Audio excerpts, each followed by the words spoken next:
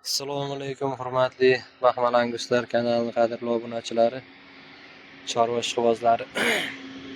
Bugun 2025-yil 27-sentyabr, haftani shanba kuni. Jizzax viloyati Baxmal tumani Uzunbuloq qishloq fuqarolar yig'ini Yangiobod qishlog'idan dehqon xonadonidan sotiladigan buqa bor ekan. Mana buqamiz ham buqa. Buqani o'ta jiddiylaridan. Hali qora go'sht so'ysa ham bo'ladi-yu, lekin hali bemalol boqsa ham bo'ladi. Juda ham yirik novvos ekan.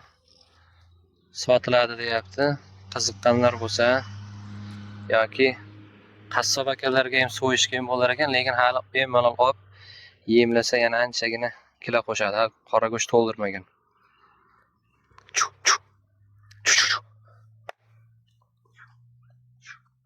Yeb ichishlari sog'lom, yeb ichishlari zo'r. Ishtahalari, sog'lig'i hamma taraflama garantiya beriladi. Yemda turgan buqa.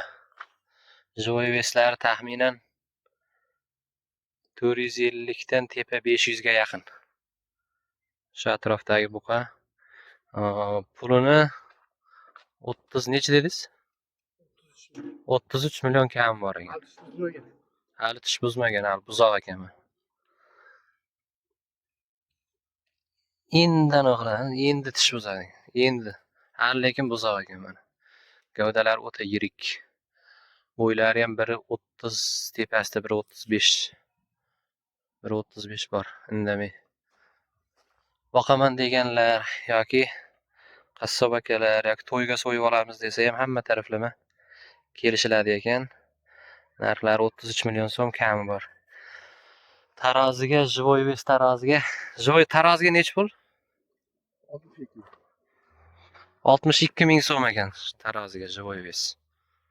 Bemalol kelib savdolashib olaverasizlar. Telefon nomerlarini ekranda qoldiramiz. E'tiborlaringiz uchun rahmat.